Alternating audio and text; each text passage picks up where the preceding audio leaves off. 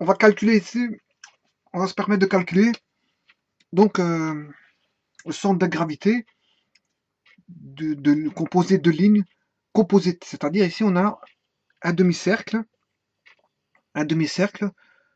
centré ici, hein, centré ici, avec une ligne ici de longueur B,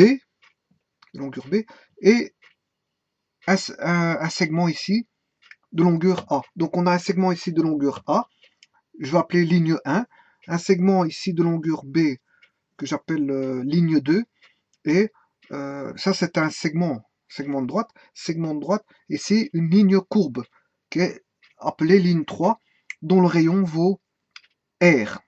Le rayon du cercle vaut R. Donc on va se proposer de calculer donc comment est-ce qu'on appelle ça, le centre de gravité en X et en Y. Bon, mais tout d'abord, pour ça, on voit bien, je vais placer mon axe XY. Et l'axe X, je le place de cette manière-ci, et l'axe Y de cette manière-là. Bon, alors on va appliquer Guldin pour avoir plus facile. Hein. Donc on va d'abord faire tourner autour de l'axe X. On va faire une rotation autour de l'axe X et rechercher l'expression du centre de gravité YG pour avoir YG. Donc on va faire tourner autour de l'axe X. Mais pour ça, j'ai besoin de savoir la forme que ça va me donner en rotation, en appliquant Guldin, la rotation de ceci. Et donc je vais chercher la surface latérale, la surface de ceci. Hein, et la surface de ceci va donner la forme là que j'ai dessinée ici. Voilà, vous voyez L3. Quand il va tourner autour de l'axe X, l'axe de rotation X, on aura une roue, une espèce de roue. Voilà. Et on va appliquer ça, donc on va appliquer Guldin pour retrouver sa surface latérale. Donc, Guldin dit que 2pi YG fois, comment ça s'appelle ça, la longueur est égale à la surface. Bon, donc ça veut dire qu'on peut chercher la surface. Par Guldin, je peux trouver la surface. Mais YG, je connais. YG, en fait, c'est le centre de gravité du cercle qui est, on l'a vu, pour un demi-cercle comme ceci, une ligne. Pour une ligne, hein, il se trouve en 2R sur pi. Donc à 2R sur pi par rapport à ici, à 2R sur pi. Donc si ceci, ça fait R, la distance là fait R, mais on a 2R sur pi, et 2R sur pi, c'est 0,63 R. Ça, on l'a calculé dans une vidéo précédente. Hein. Mais à cela, il faut ajouter, pour se retrouver par rapport à la coordonnée, si on a une coordonnée absolue, je dois rajouter B, la distance B, à 2pi R sur 3 pour avoir la cote en Y. Voilà, la cote ici en l'ordonnée. Pour avoir l'ordonnée, je dois rajouter à ça ceci. Ceci, c'est 2R sur pi. Et ceci, ça vaut B. Donc B, en fait, le tout, la cote ici en Y vaut B plus 2R sur pi. Voilà. Donc, j'applique ceci. 2pi YG fois L. Ah oui, L. Le YG, je viens de le voir. La cote vaut... on vient de le voir.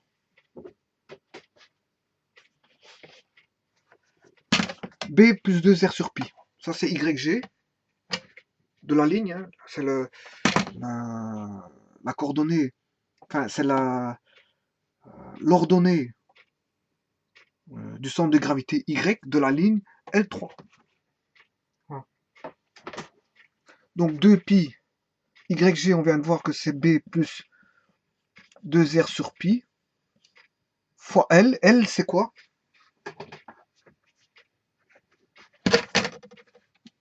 L vaudra, c'est le segment-ci,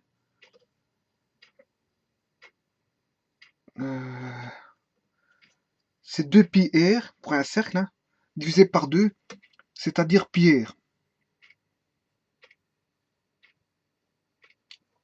Donc ceci fait 2pi R divisé par 2, ce qui fait pi R, parce qu'on a un demi-cercle. Donc je vais multiplier par pi r, et voilà la surface. J'ai la surface engendrée par la rotation, je veux dire, de cette ligne-là, L3. L3 va engendrer, je veux dire, une roue, une espèce de roue autour de X, hein, autour de X, et sa surface de rotation vaudra exactement 2pi fois B plus 2R sur pi. Voilà. Bon, maintenant, ça c'est, j'ai cherché, via Guldin, j'ai trouvé la surface. Mais je vais appliquer une seconde fois de Guldin pour trouver le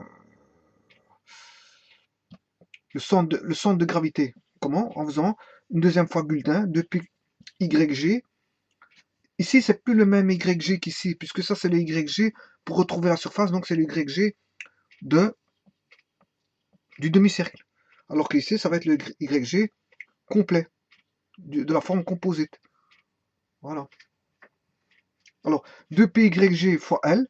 La longueur, c'est en fait, on sait bien que là, ça fait A, là, ça fait B, là, c'est une circonférence qui vaut 2πr divisé par 2, parce qu'en fait, on a un demi-cercle, ce qui fait πr. Donc, on aura A plus B plus πr. Voilà, que vaut la longueur complète de tout ça. Voilà, est égal à quoi? À la surface, et la surface, on vient de la calculer, c'est 2pi b plus 2r sur pi fois pi r. Oui, mais à cela, attention qu'il faut rajouter la surface engendrée par le... Parce que ça, c'est la surface engendrée par L3. Voilà, par L3. L3, c'est uniquement ceci. Voilà. Et ça, c'est YG de L3, alors que ça, c'est YG de L1, L2, L3. Voilà, on va dire ça comme ça. Et là, donc ici, je dois rajouter la surface autour de la rotation de l'axe X de L2. Et L2 va donner, comme on a B ici, ça va donner un cercle, c'est pi b carré plus pi b carré. Voilà. Et celui-ci, comme il est sur l'axe, hein, le L3 est sur l'axe, à ce moment ça va donner 0. Son centre de gravité vaut 0. Sur l'axe des X. Voilà. Donc pas confondre le centre de gravité quand je mets YG, c'est YG de L3 ici. Ici c'est YG de la forme composite L1, L2, L3. Donc j'ai toutes les surfaces L1, L2, L3, mais L3 étant nul parce qu'en fait sa rotation autour de l'axe des X va donner une ligne sur l'axe des X, donc va être confondu avec l'axe des X, donc ça fait 0. Bon, maintenant pour trouver YG, je dois juste diviser par 2pi A plus B plus pi R. Voilà. Je divise par ceci. Par ceci. A plus B plus... Voilà, il est voilà. Je divise par 2pi. Voilà. Et là, j'ai le YG de la forme composite. Voilà. Alors que je vais noter... je peux faire encore des simplifications. Hein. Ouais. Puisqu'ici, j'ai pi. Si je simplifie par pi, pi, pi, et il va rester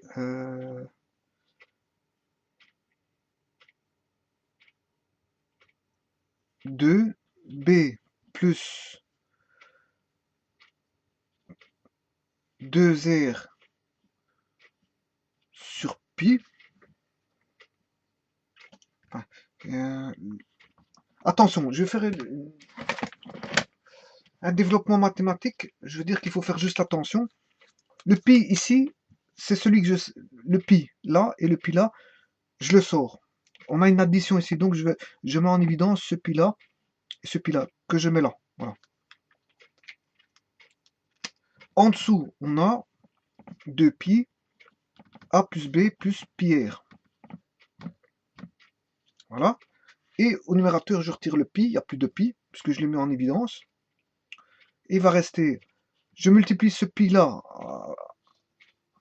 je fais 2 fois b fois pi r. Donc on aura 2 pi b r. Voilà, 2 pi b r.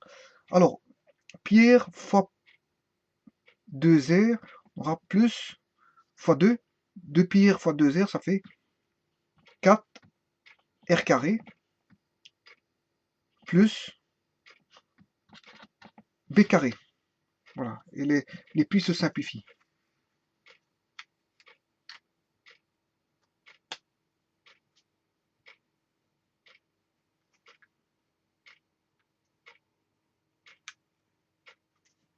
Voilà. Alors, ceci, je vais le noter. Il faut que je trouve un endroit où le noter. À moins que... Donc, le YG vaudra...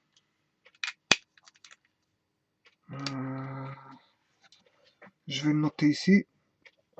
YG... Hein, la position en Y, pardon. En Y vaudra, on vient de le voir, B carré plus 4R carré plus 2 pi BR. 2 pi BR, le tout sur 2 fois A plus B plus pi R. Voilà. Voilà que vaut les YG. Maintenant, on va chercher les XG.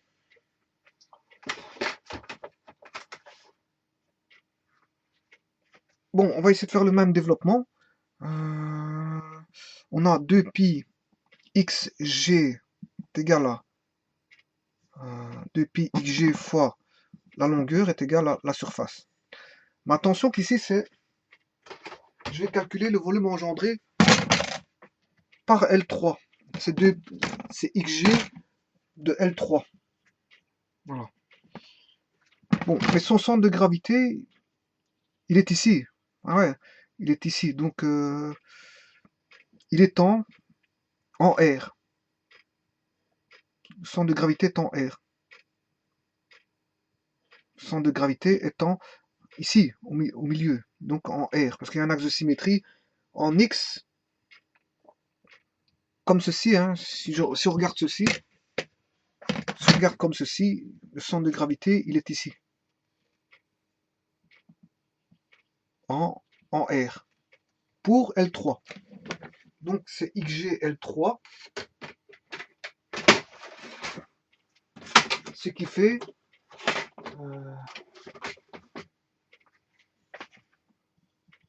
2 pi XG, on vient de le voir, c'est R. Et la ligne, elle vaut combien? La ligne, elle vaut 2 pi R sur 2, ce qui fait pi R. Donc la ligne ici a pour longueur pi R. Donc je vais noter ça, pi R. Voilà, donc la surface, c'est ceci. Voilà, c'est la surface engendrée autour de l'axe de la rotation autour de Y, hein, de ceci. Voilà.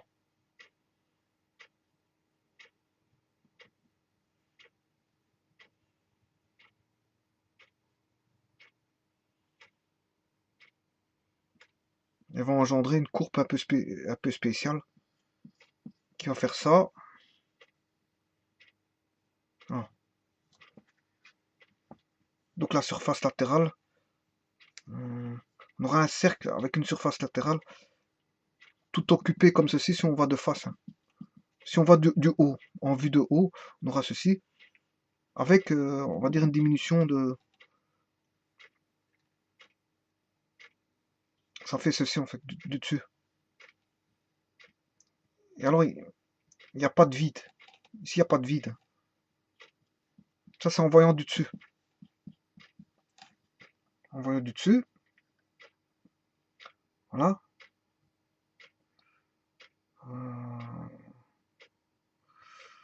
Voilà, on va dire ça comme ça. Donc, la surface, c'est quoi? C'est 2 pi carré R carré. Bon, maintenant, on va calculer une deuxième fois par Guldin. 2 pi xg, cette fois-ci, de L1, L2, L3, fois la longueur, bon, totale, composite, hein, est égal à cette fameuse surface de 2pi carré r carré. Voilà. Donc je cherche cette fameuse xg. Donc xg vaudra quoi? 2pi carré r carré, plus bien sûr, quelle surface? Alors, ici j'ai oublié des surfaces, parce que ça c'est la surface uniquement de L3. Il me faut la surface de L2 plus la surface de L1. Mais la surface de L2, il est sur l'axe Y. Hein, je fais tourner autour de l'axe Y, il est sur... Donc lui il vaudra 0. Surface de L2 vaut 0. Surface de L2, il vaut 0. Par contre, la surface de L1 va donner A carré, puisque ça va donner un cercle. Hein, autour de, si je le fais tourner autour de l'axe Y, il va donner pi r carré, c'est-à-dire pi a carré ici. Pi a carré. Si je le fais tourner, il va donner... Si on regarde de face, on aura un cercle de rayon A. Donc la surface ici vaudra pi a carré. Et là, on aurait, on va dire, l'axe Y. Donc on a une surface pi a carré.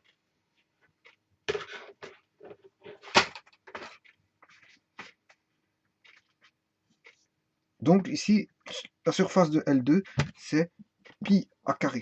Donc on aura xg qui vaut 2pi carré r carré plus 0 plus pi a carré, le tout divisé par L. Hein, je vais tout diviser par L. Mais le L, c'est la longueur totale. Comme on a vu tantôt, c'est A plus B plus pi r. Ouais, parce que la longueur totale, c'est la longueur totale de l'élément composé des lignes. Hein, composé de A. Ici, on a une longueur A. Là, en longueur B. Et là, en longueur pi r. Donc, c'est la somme des trois longueurs. Voilà. Et le tout divisé par 2pi. 2pi. Bon. Alors, ici, je peux encore simplifier par pi. Si je sors pi ici, je mets en évidence pi. Il va rester pi. Là, il va rester 2 pi r carré plus a carré, le tout sur 2 pi a plus b plus pi r. Je simplifie le pi, et en fait, il va rester xg vaut 2 pi carré r carré plus a carré. 2 pi r carré plus a carré sur 2 a plus b plus pi r. Voilà. Donc ça, c'est xg. Bon, je vais l'inscrire ici. Voilà la cote xg. xg vaudra 12 et 2 sur a plus b plus pi r, comme ici. Hein. Ils ont même dénominateur x, y, g. Simplement, là, il faudra, au numérateur, ce sera 2 pi r carré plus a carré. 2 pi r carré. 2 pi r carré plus a carré. Voilà. Voilà que vaut le centre de gravité en xg. Et voilà que vaut le centre de gravité en YG. Donc, bon, XG, bien sûr, ce sera ici quelque part. Hein. Bon, faut calculer ça en fonction du rayon. Hein, en fonction du rayon R. Du rayon R. XG sera en fonction du rayon R de A et de B, bien sûr. Hein, de A et de B. Voilà. Et en fait, pi R, c'est ceci. L2, c'est ça. C'est B, plus A. Et ici, on voit qu'on fait 2 fois la longueur. C'est 2 fois la longueur totale. C'est 2 fois la longueur, 2 fois la longueur L1 plus L2 plus L3. Voilà. Donc ici, on a 2 fois la longueur totale. Il faut diviser, le dénominateur, c'est divisé par 2 fois la longueur totale. Et au numérateur, on retrouve 2 pi r carré plus a carré. Il n'y a pas de b carré, parce que le b, là, on tourne autour de l'axe des y. Le b, il est sur l'axe des y. Par contre, là, on tourne autour de l'axe des x pour trouver les yg. Et là, le a, on n'a pas de a au niveau du numérateur. On aura du b carré, 4r carré plus 2 pi br, 2 pi b fois r. Voilà, ici pour le numérateur. Voilà. Et si on connaît la valeur A, B et R, on remplace là-dedans, on va se retrouver le centre de gravité exact de cette ligne composée d'un demi-cercle, d'une ligne ici, d'une ligne ici. Donc en fait, on a appliqué 4 fois Guldin.